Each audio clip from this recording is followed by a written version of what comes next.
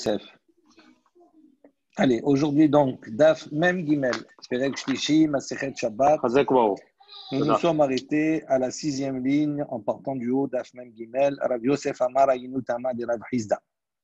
Donc, juste pour se remémorer un petit peu ce qu'il avait dit précédemment, on avait vu dans Rav Hizda au début de la Gemara, dans le Daf précédent, où on avait enseigné à Falpi chez un mot notnim Keli Tahat. Donc il dit bien qu'on a vu qu'on n'a pas le droit donc, de déposer un ustensile pour réceptionner la ponte, d'accord, d'une poule, pour réceptionner l'œuf, qui pendant Shabbat est indigne de nolad et donc il est interdit, on ne peut pas l'utiliser, on ne peut pas le toucher. Malgré cela, on voit que Rav Hizda enseigne qu'on peut recouvrir, prendre un keli et mettre sur l'œuf, d'accord, pour le protéger, pour ne pas qu'il se casse.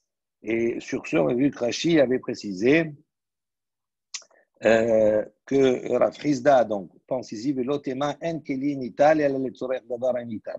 Donc on va pas dire ici qu'il y a un principe qu'on va voir, qu'on va développer un peu plus loin, que normalement on ne peut prendre un keli, un ustensile pendant Shabbat pour l'utiliser uniquement pour un ustensile qui peut également être lui-même ou pour un objet qui peut être également déplacé et utilisé pendant Shabbat.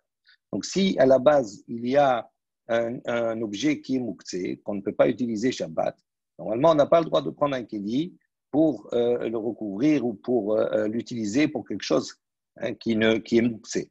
Donc on voit que Rav Hizda apparemment ne tient pas ce cas-là. Et sur cela, on avait vu précédemment que Rabba avait donné un ta'am, une raison. Il dit Maï ta'ama de Rav Hizda, on avait vu précédemment, et Rabba a donné une raison. Il dit pourquoi Rav Hizda dit comme cela? Parce qu'il considère que il a avancé le principe qui était le principe Hatzala Metsuya Hetiru. C'est-à-dire lorsqu'il y a une Hatzala, c'est-à-dire qu'on peut protéger, on peut sauver un élément, comme un œuf ici. Si c'est Metsuya, si c'est dans un cadre habituel, quel pont, c'est-à-dire dans un cadre normal, à ce moment-là, on peut utiliser ce keli effectivement pour le protéger. On avait apporté un certain nombre de questions sur lui et on est arrivé à Rav Yosef. Rav Yosef va proposer une autre ta'am, encore une autre raison à la permissibilité, on va dire, de Rav Hizda concernant le fait d'être kofé, de recouvrir l'œuf, encore bien que celui-ci pendant Shabbat est mouktsé. On est arrivé ici. Rav Yosef Amar, Haïnu Te'ama de Rav Hizda. Rav Yosef dit, voici la raison de Rav Hizda. Mishum de Kamevatel Keli Me'echano. Il dit pourquoi? Parce que Mevatel Keli Me'echano. Il dit parce qu'à partir du moment où on va annuler un objet de son utilisation première, à ce moment-là, on ne peut pas l'utiliser pour Shabbat. Donc ça veut dire qu'on va le rendre mouktsé. Il dit c'est pour ça que Rav Hizda a dit qu'on ne peut pas recueillir l'œuf qui va être pendu par une poule. Donc le tam qui est avancé, des kam et batel keli me echano, parce que on annule le keli, on annule la fonction du keli, de l'ustensile. Pourquoi? Parce qu'à partir du moment où il va être en contact avec cet objet qui est mouktsé, on ne peut plus l'utiliser. Ça, c'est l'opinion de Rav Yosef qui dit que le ta'am de Rav Hizda d'interdire, c'est ce point-là. Et Tivé, sur cela, on va objecter. Abaye l'objecte. Il dit voilà, pourtant, on a un enseignement qui nous dit si, comme on a vu précédemment, un tonneau qui contient, par exemple, du vin ou bien de l'huile de Tevel, sur lequel on n'a pas prélevé Trumot ou Maaserot, et donc on ne peut pas utiliser, on ne peut pas consommer, donc on ne peut pas utiliser pendant Shabbat. Donc il est mouktsé. Chez Nishbera, on a dit ici, maintenant, pendant Shabbat, ce keli-là se brise, se fend. Mais vi keli acher, on a dit on peut apporter un autre keli, ou meniar tartea, et on peut le poser dessous pour récupérer et pour ne pas que cette huile ou ce vin-là disparaisse. Donc, et donc, on voit que c'est une objection sur l'opinion de Rav Yosef qui dit que le ta'am de Rav Hizda, c'est parce qu'il est mevatel keli me'echano. Il dit quand il fait comme cela, on voit qu'il est mevatel keli me'echano puisqu'il va soutenir maintenant quelque chose qui est mouksé à la base. Et pourtant, on a autorisé. Amar il lui a dit non. Tevel mukhanhu etzel Shabbat. Sheim avar vitakenu metukan. Il dit Tevel, c'est différent. Pourquoi? Parce qu'en vérité, mukhanhu etzel Shabbat. Il est préparé pour le Shabbat. Ça veut dire les quatre, il a priori, on ne peut pas donc prélever Trumot ou Maaserot. D'accord? Donc, si on prélève les Trumot ou Maaserot, on est métaken, on arrange cette nourriture-là qui n'est pas consommable. Il dit a priori, on ne peut pas. Mais chez Imavar, si maintenant il est venu, quelqu'un est venu, il a transgressé, il a passé outre, il a prélevé Trumot ou Maaserot. À ce moment-là, on considère que le tikkun est le tikkun. On considère que cet aliment, on peut le consommer. Donc, on voit que quelque part, ce tevel-là, il n'est pas complètement, il n'est pas totalement, d'accord, inutilisable pendant Shabbat. Imavar, à ce moment-là, on est metaken. Donc, il dit le keli, quelque part, tu lui enlèves pas son statut, parce qu'à ce moment-là, il va contenir de l'huile ou bien du vin qui sera autorisé à la consommation. C'est la manière dont il répond. Deuxième cas qu'on oppose. Donc, le deuxième cas, on dit voilà ici également, on voit qu'on a autorisé à mettre un kéli sous un air, sous une veilleuse, les cabanes et tous autres pour recevoir toutes sortes les projections, les étincelles. Donc, on voit que c'est autorisé. Donc, on voit là. Amar Ravuna est dibré de Rav Yehuda, le fils de Rav Yehoshua, pardon. Nitzutzot en bahen mamash. Il dit non, c'est pas la même chose dans ce cas-là, parce que les nitzutzot, ils n'ont pas de mamachout, ils n'ont pas d'existence, on va dire. C'est quelque chose qui ne reste pas. L'étincelle, on ne la voit pas. Donc, le kéli, il ne supporte rien du tout. Donc, c'est pour ça que ce kéli ne perd pas sa fonction et à ce moment-là, on peut le déplacer pour le mettre sous cette verrieuse. Il dit, il dit, on avait également vu le cas que lorsqu'il y a une poutre à la maison qui se brise, qui est en train de se briser, donc on a le droit à Somchim Ota Safsal, on a le droit de mettre là-bas un Safsal, un banc, ou Aruchot Amika, ou bien des planches du lit, d'accord, pour soutenir cette poutre-là, et de manière à ce qu'elle ne s'écoule pas totalement. Donc on voit qu'on a pris un objet et on lui a enlevé on l'a utilisé pour quelque chose qui est mouxé. Il dit non, là-bas, il dit non, là-bas, on ne parle pas d'un cas où on a soutenu la poutre, c'est-à-dire on a fait une vraie construction. Ce serait assourd. C'est simplement quelque chose qu'on a mis comme cela pour éviter que ça s'abaisse un peu plus. Mais c'est rafé, ça veut dire quoi? Ça veut dire que cette poutre, cette planche-là qu'on a mis pour soutenir, c'est quelque chose qui n'est pas fixé fortement. Donc, si on veut, chaque idée, on peut le prendre. Donc, on voit que il n'y a pas de problème. Notre nim keli tachatadelev Shabbat. Donc, la même chose de le quatrième cas. On a dit on peut mettre un keli sous la fuite d'eau qui est à la maison pendant Shabbat. Et donc, on voit aussi la même chose, bien qu'on lui enlève son statut. On voit que c'est moutard. Et donc, il dit Bedelev haraoui. On a dit, non, on parle ici de délève, c'est-à-dire de ces gouttes d'eau, de cette fuite-là, haraoui, qui est consommable, qu'on peut consommer, qui n'est pas sale ni rien du tout. Donc, à ce moment-là, le keli, il ne tient plus de fonction de quelque chose qui était mouktsé, au contraire. Cas suivant. Kofin et asal lifne ha'efrochim shi'alu v'yardu. Il y en a un autre cas, on a dit, voilà, kofin et asal, on a le droit de renverser un panier, de mettre un objet, lifne ha'efrochim, devant les efrochim, c'est-à-dire les poussins, les oisillons, d'accord, les poussins, shi'alu v'yardu, pour qu'ils puissent utiliser ce panier-là pour monter dans le nid ou pour descendre. D'accord? Comme les poussins, c'est quelque chose qui est mouxé, donc on voit qu'on utilise un objet qui va servir pour quelque chose qui est mouxé. Donc, normalement, on n'aurait pas le droit, on permet. Donc, on enlève la fonction du sale du panier. Il dit non, kassavar, mutar, les taltelo. Il dit là-bas, on pense qu'il est permis de le déplacer. Alors, comment c'est possible? Voici une baraïta qui dit Assur les taltelo, be'odan alab. Assur les taltelo. On n'a pas le droit de le dépasser. À partir du moment où tu l'as utilisé pour quelque chose qui est mouxé, tu ne peux pas le déplacer. Il dit non, Be'odan alav. Quand c'est qu'on a dit qu'on ne peut pas le déplacer dans cette paraïta-là, c'est Be'odan alav. Dans le cas où les poussins, ils sont dessus. Mais si les poussins, ils ne sont pas dessus, à ce moment-là, je peux le prendre l'objet, le déplacer. Il n'y a pas de problème de mouxé. Il dit, Tania, pourtant, il y a une paraïta qui enseigne, on a dit clairement, même s'ils sont pas, les poussins, ils ne sont pas dessus, on voit que ça reste quand même la source, à partir du moment où ça a été utilisé pour des poussins. Il dit, Amar Biabahu, Be'odan alav, kol ben hashmashot. Il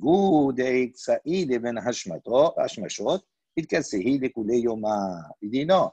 Rabbi Abaou, il redonne une réponse. Il dit on parle ici dans un cas de Rodan Alav Kol Ben Hashmashot. C'est-à-dire, ils se trouvaient sur le panier dessus pendant la période de Ben Hashmashot. Ça veut dire qu'ils sont rentrés dans le Shabbat alors qu'ils étaient déjà dessus. Il dit à partir du moment où, quand le Shabbat il est rentré, ils étaient dessus.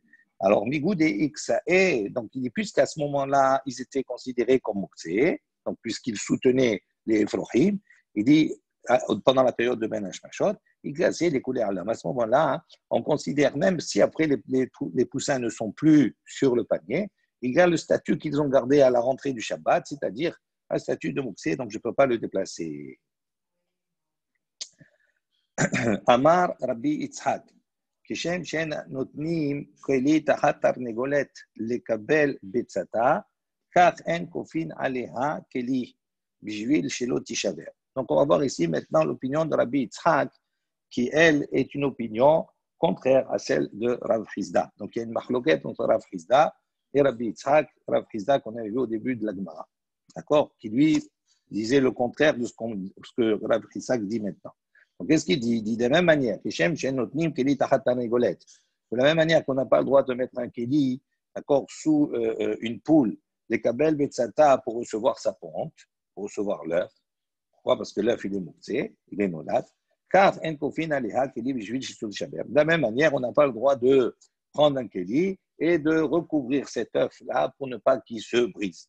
Pour Yitzhak, à partir du moment où on a pris cet objet, on l'a recouvert l'œuf, l'objet, il sert pour quelque chose qui est mouxé, et donc on n'a pas le droit de l'utiliser. Par rapport au principe qu'on a évoqué tout à l'heure, qui était rapporté dans le Rashi, dans le DAF précédent, qui dit que pour Afrizda, il dit en keli nital ela letzorer davar hanital. Pour Yitzhak, il dit on ne peut prendre un objet uniquement, on peut utiliser un objet uniquement pour quelque chose qu'on peut le jour du Shabbat le déplacer lui-même, c'est-à-dire qu'il n'y a pas de mouxé. On ne peut pas utiliser un kili pour quelque chose qui est mouxé. En revanche, Rav Hizda, on avait vu précédemment qu'il considère que non. Donc, on reprend cela. Amar Rav Yitzhak. Donc, Teshem shen notnim keli tahat naregon etkabel betzata kar en kofin alea keli bishvil shitot shaver. Kassavar. Donc, ça veut dire qu'il pense ici un keli nital et là les davar un nital beshabbat. Donc, ça veut dire qu'il pense qu'on ne peut déplacer, qu'on ne peut prendre un objet uniquement pour un objet, pour quelque chose qui peut être également déplacé, qui peut être pris également Shabbat. Donc, si un objet est mouxé, je ne peux pas prendre un objet pour l'utiliser pour cet objet qui est mouxé. Mais Tivé, on va objecter, Kol Hane Tiyufta. On dit toutes ces questions, toutes les questions qu'on a posées précédemment, on va opposer à Rabbi Yitzhak. Veshane, il va répondre à cela, Betzarich Limkomo. Il dit parce qu'en vérité, on dit donc à Rabbi Yitzhak.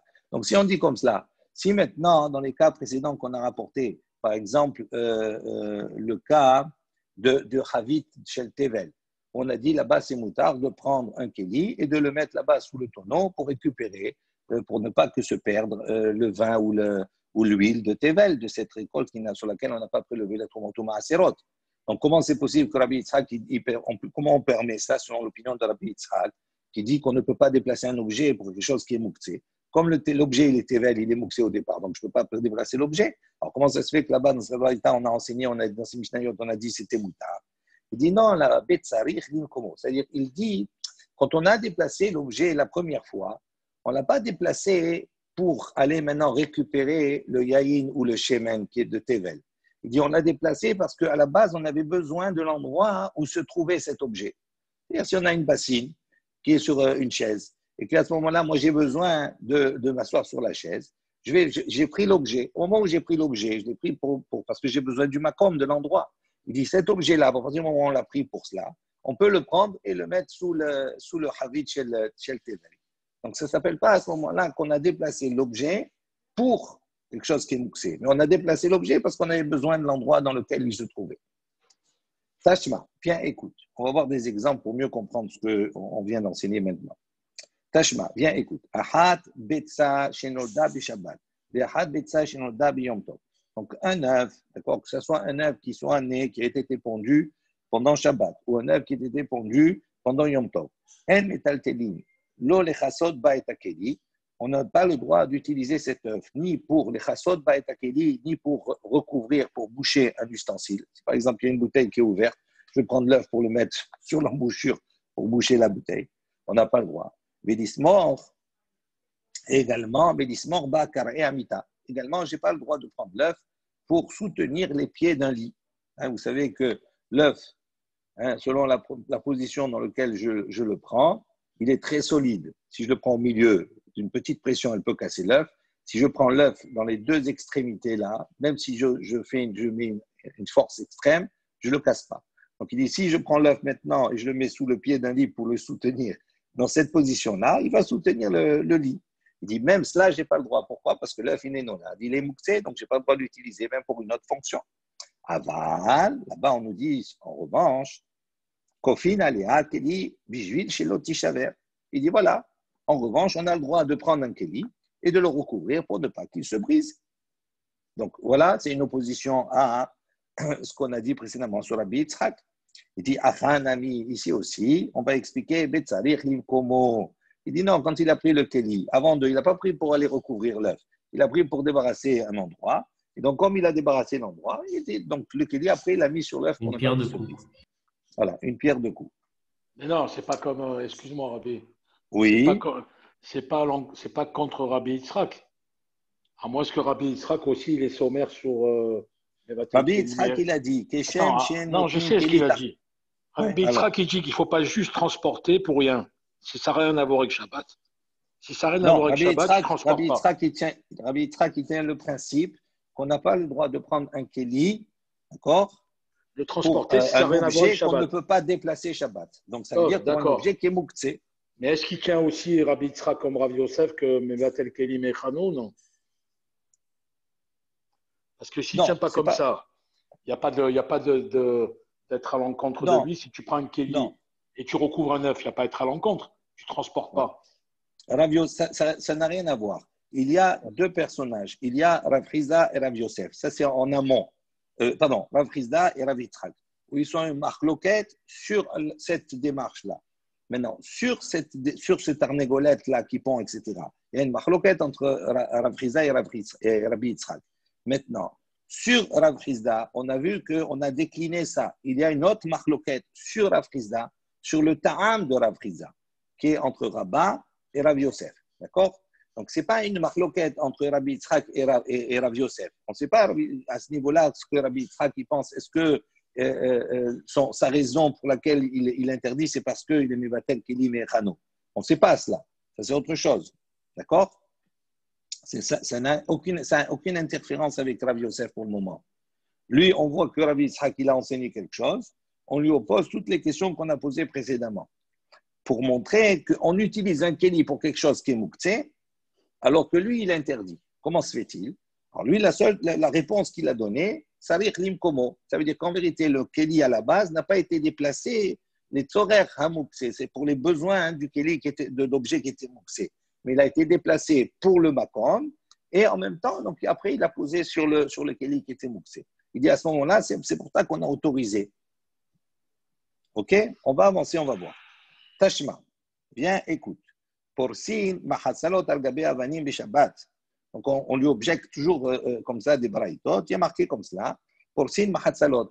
On peut étendre Mahatsalot, c'est un genre de paillasse, d'accord? Paillasson. Al-Gabe Avanim sur des pierres. Donc, Mistama, les pierres, on parle de pierres qui sont qu'on peut pas, qui sont inutilisables, c'est mouxé. Donc, on peut recouvrir ces pierres avec une paillasse, Beshabbat, pendant Shabbat. Alors, comment c'est possible alors que les pierres c'est mouxé?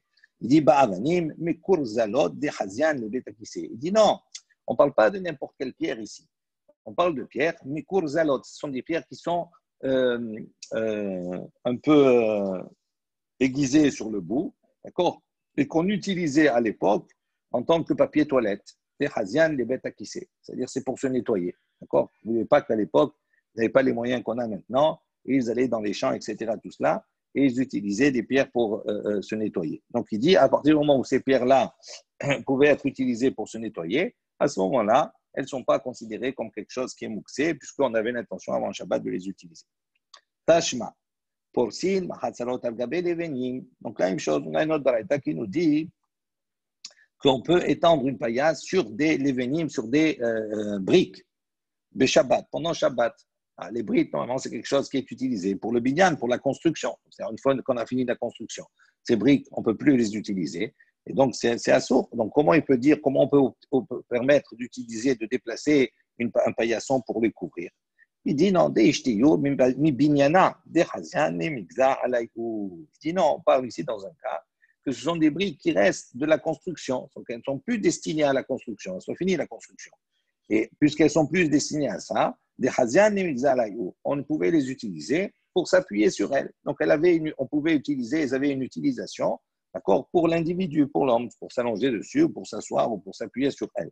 Donc, à ce moment-là, on considère qu'il n'y a pas de mouxé concernant ces deux bénis.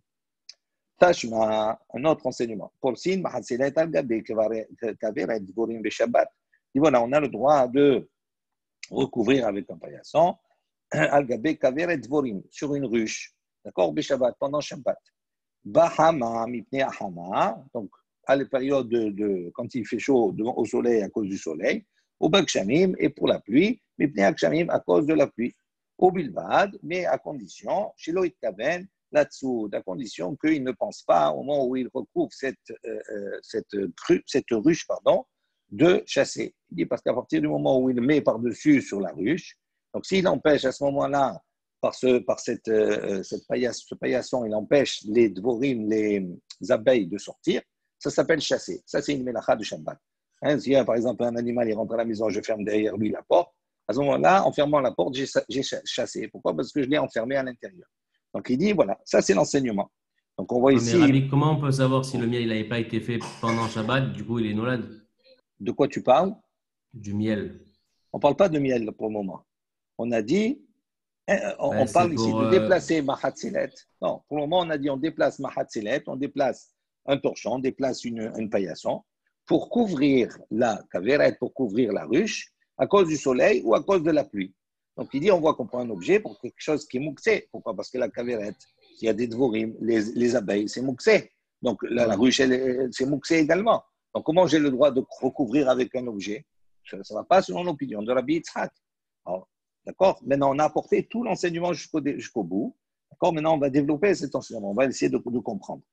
Il dit, Achab et askinan. Maintenant, on dit, de quoi on parle ici maintenant? Deika, vache. On va dire dans le cas où ici, il y a du miel. Donc, la ruche, c'est pour faire du miel. Donc, il y a du miel.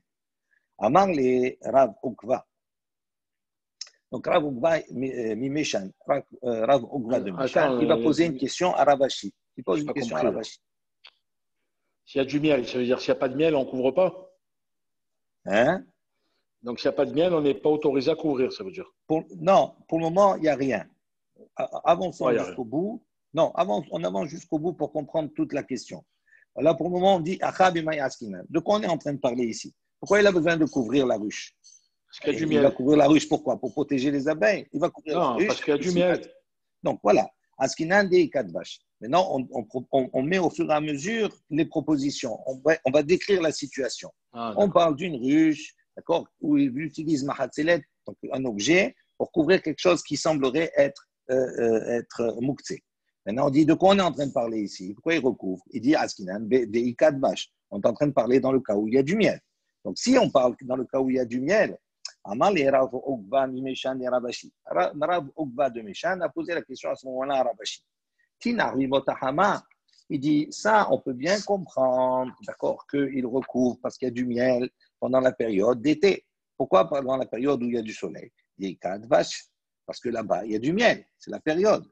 Bimot, Akshamim, mais en revanche, maintenant, pendant la période des pluies, dans là-bas, il n'y a pas de miel. Il dit, Maïk Alémar, qu'est-ce que tu vas répondre à cela? Donc, comme tu vas dire, s'il y a du miel, donc à ce moment-là, le problème ne se pose pas. Pourquoi? Parce qu'il prend Mahatzelet, il prend un objet, et il va recouvrir maintenant la ruche. La ruche, maintenant, si tu dis qu'il y a du miel, le miel, il est consommable. Donc, ce n'est plus quelque chose qui est mouxé. Donc, je recouvre un objet pour quelque chose qui n'est pas mouxé. Donc, à ce moment-là, c'est moutard, il n'y a pas de problème. La question, elle ne se pose pas. En revanche, la question, elle se pose à quel moment? Au moment où il n'y a pas de miel. Donc, s'il n'y a pas de miel, donc tu vas recouvrir à cause du soleil ou à cause de la pluie. Il dit à ce moment-là, effectivement, la question sera prise. Rav Yitzhak, elle se pose à ce moment-là. Parce qu'il n'y a plus le miel. Donc, il n'y a plus l'objet qui va rendre non mouxé, on va dire, la ruche. Là, la ruche, elle est mouxette totalement. Et donc, à ce moment-là, si je prends un objet pour recouvrir, j'ai une opposition sur Rabbi Yitzhak. OK? Maïka lemema. Il dit non, l'autre mitzricham, et là, léotan sheti halot. Il dit non, on a besoin de cela. Pourquoi? Parce qu'on a besoin en vérité shete halot. Prenez Rashi, il y a marqué un Rashi en haut, shete halot, c'est deux pains. 2 pains de miel. Il dit Kol hakaveret osin ota hadvorim halot halot shel sapihit devash. Il dit toutes les ruches, d'accord, elles sont faites, donc les dvorim, les abeilles, qu'est-ce qu'elles font? Elles fabriquent halot halot shel sapihit devash. Elles fabriquent donc des pains, des galettes de miel. Vesha'ava et également de sha'ava de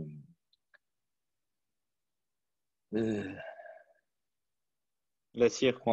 De cire. Il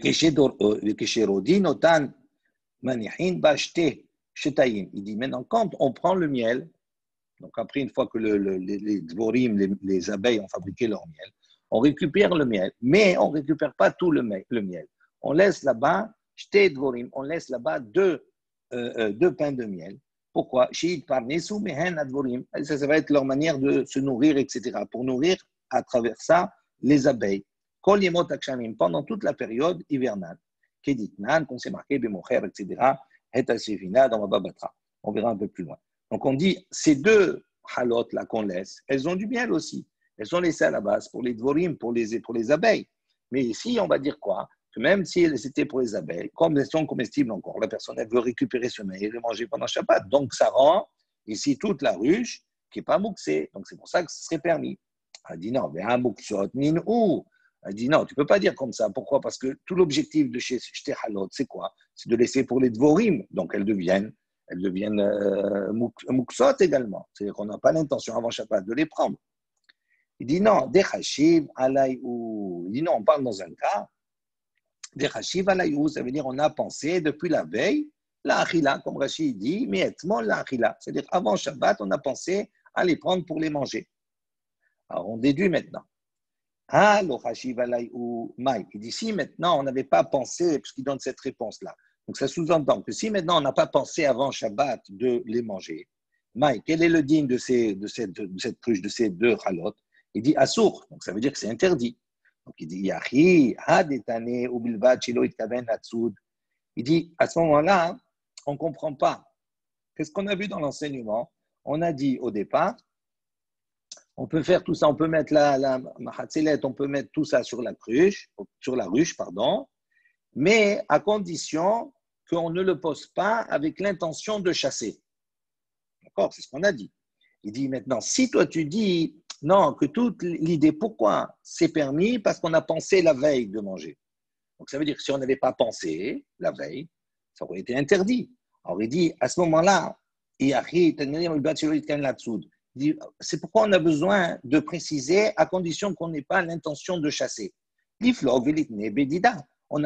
avaient qu'à ce moment-là de faire la distinction tout simplement par rapport au digne de Mouxé. D'accord? De quoi on parle?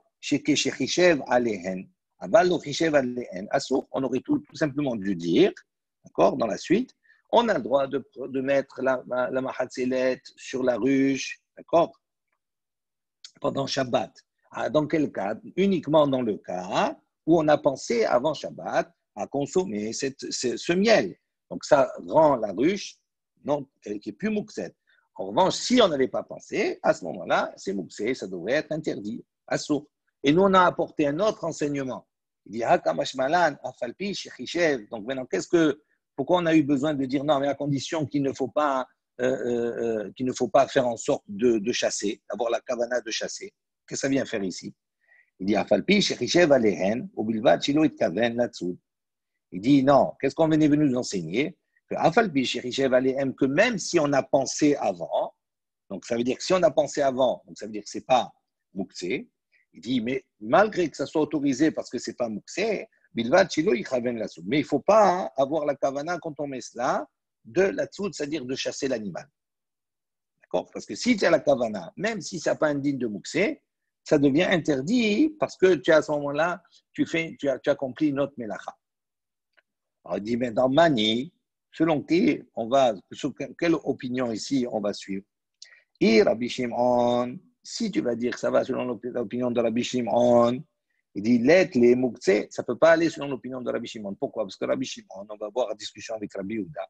Let les muktzeh, il n'a pas de digne de muktzeh. Ça veut dire que pour Rabbi Shimon, qu'il ait pensé ou qu'il n'ait pas pensé avant Shabbat, d'accord? À partir du moment où il y a du miel et que je peux le consommer, il n'y a pas de digne de muktzeh. Donc, pour lui, qu'est-ce que ça change qu'il ait pensé ou qu'il n'ait pas pensé? Ça ne change rien du tout. Et Rabbi Yehuda, si maintenant tu vas dire ça va selon l'opinion de Rabbi Yehuda, qui lui, il a mouktsé, kilo mitkaven, maïave, hadavar shen mitkaven, assour. Lui, Rabbi Yehuda, il dit, qu'est-ce qu'on a besoin de préciser? Ah, mais à condition, shelo itkaven gatsoud, qui n'a pas l'intention de chasser. Pourquoi? Pour Rabbi Yehuda, ça ne sert à rien. Parce que Rabbi Yehuda, lui, il pense que tu es la kavana ou pas la kavana. L'essentiel, si maintenant c'est un acte qui peut amener à chasser l'animal, à ce moment-là, c'est assourd. Donc, il n'a pas besoin de lui. Même si dans un cas où il est enomit kaven, il dit il est chayav. Donc, dans tous les cas, c'est comme ça. Donc, on voit que la manière dont cette braïta est apportée, elle ne peut aller ni selon Rabbi Shimon, ni selon Rabbi Yehuda. D'accord? Pour Rabbi Shimon, parce que lui, il n'a pas de mouktsé. Et selon Rabbi Yehuda, il ne fait pas de différence mitkaven ou non mitkaven. Dans tous les cas, il est assez assourd. Alors, comment on sort de tout cela?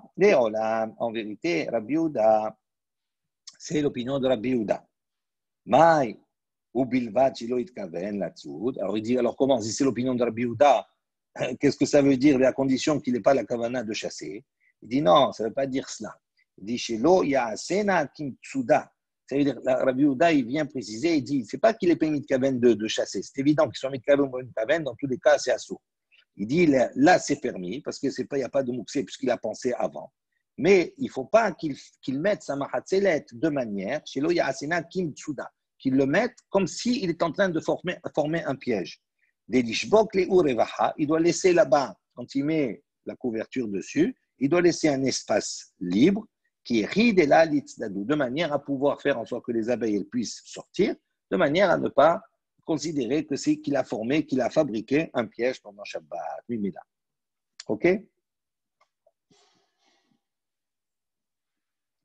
Maintenant, Ravashi, lui, il va venir et il va proposer une autre réponse que celle qui a été donnée à Rav Ugva Mimeshan. Rappelez-vous, on vient de dire que Rav Ugva Mimeshan, il a posé la question.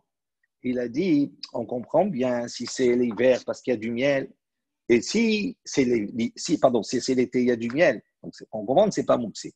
Mais si c'est l'hiver, on a dit il n'y a pas de miel, qu'est-ce que tu as à dire? C'est mouxé, c'est sûr que c'est mouxé.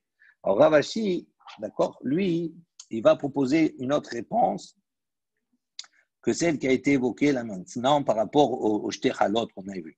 Lui, il va proposer autre chose à la réponse à la question de Rav Ukva. Ravashi Amar, Mi Katane, lui dit, qu'est-ce qui est enseigné dans le texte? Bimot Hachama ou Bimot Akshamim? Il dit, est-ce qu'on a dit là-bas à la période du soleil et à la période des pluies?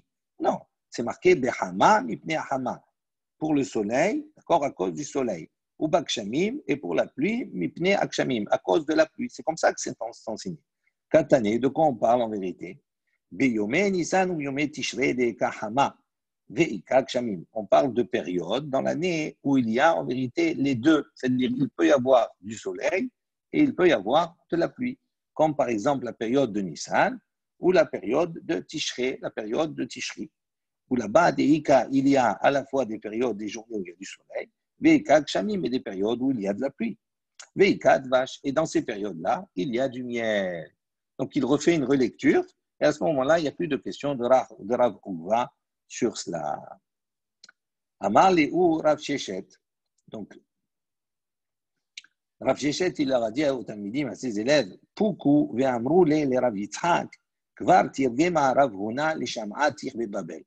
Ils ont dit, donc il a dit aux élèves, il leur a dit, sortez, et dites, ve'amrou le, dites-lui à Rav Yitzhak, kvar tirgema, que Rav Huna, il a déjà répondu à ton enseignement, Bebavel, à Babel. Ve'amar Rav Huna. Ravuna, donc qu'est-ce qu'il a dit? Donc qu'est-ce qu'il avait dit Rav Yitzhak? Rav Yitzhak, il a dit on ne peut pas déplacer un objet, d'accord, pour un objet qui lui ne peut pas être déplacé pendant Shabbat. Donc ça veut dire on ne peut pas déplacer un objet pour quelque chose qui est mouktsé.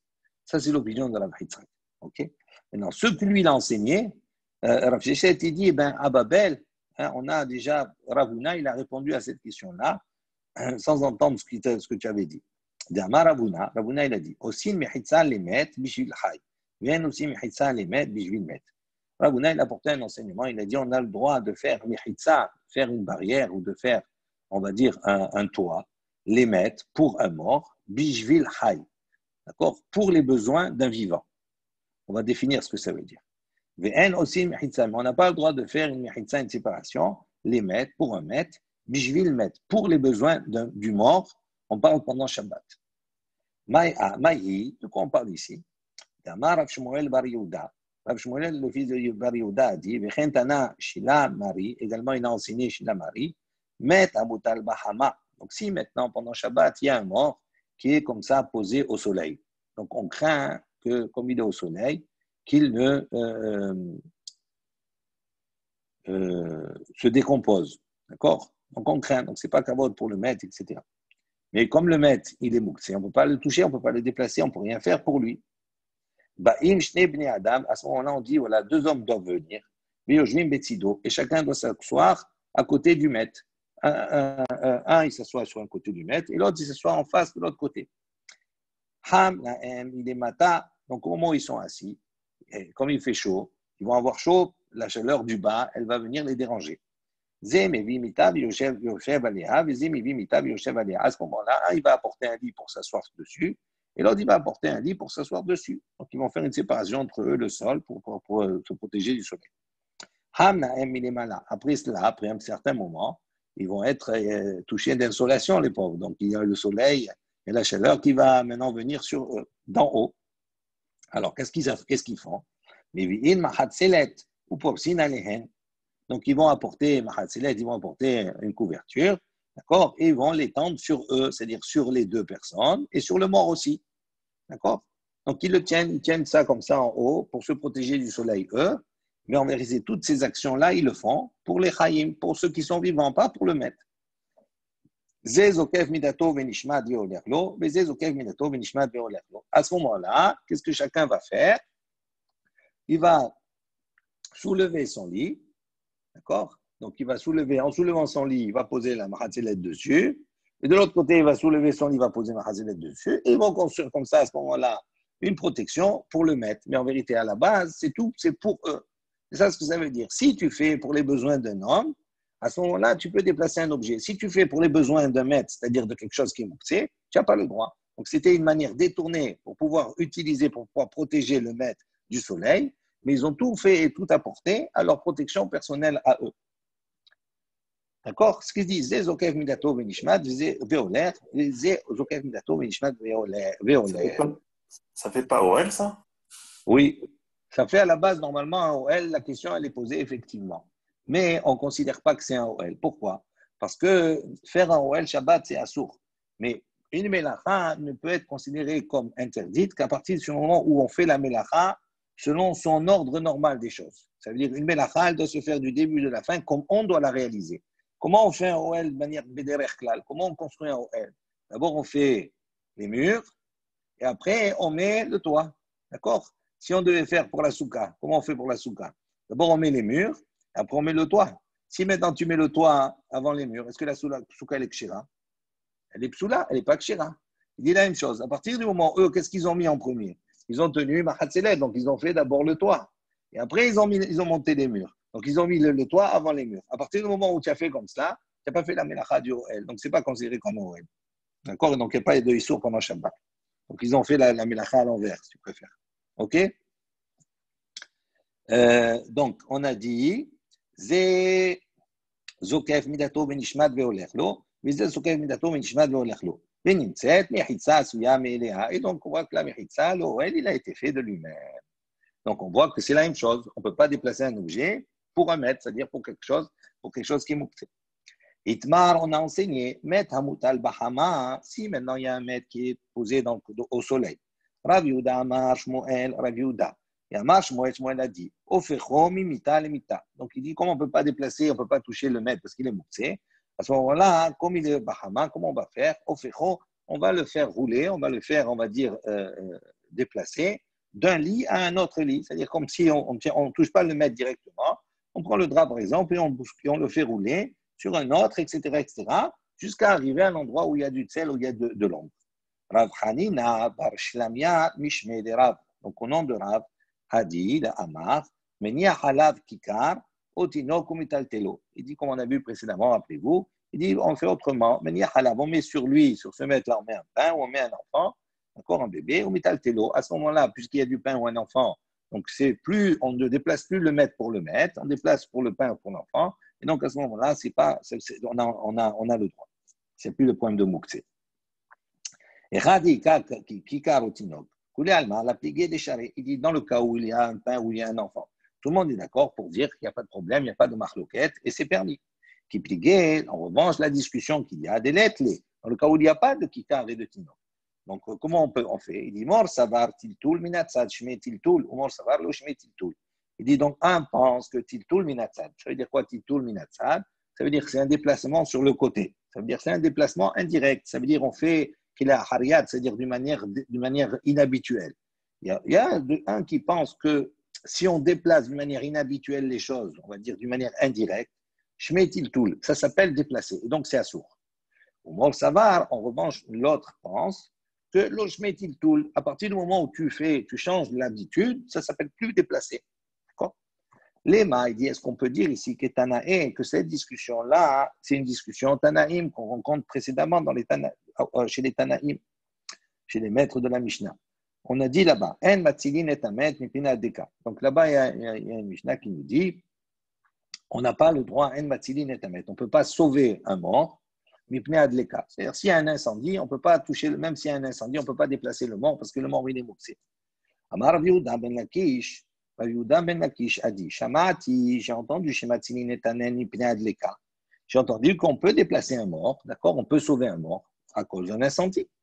Il dit, Ridame, comment c'est possible? Comment ça ressemble?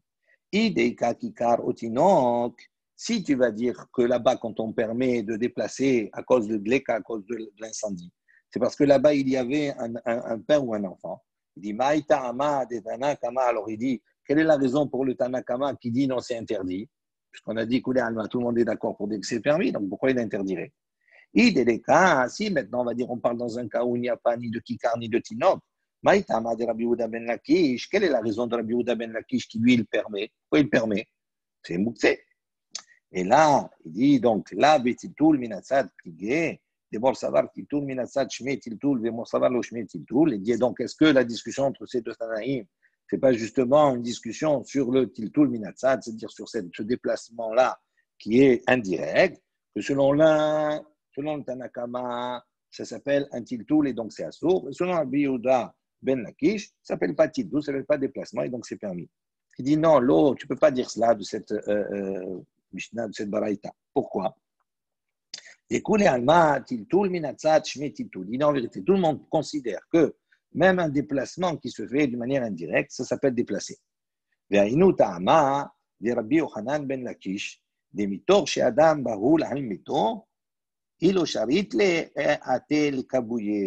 maintenant, pour quelle raison Rabbi Yehuda ben Lakish y permet?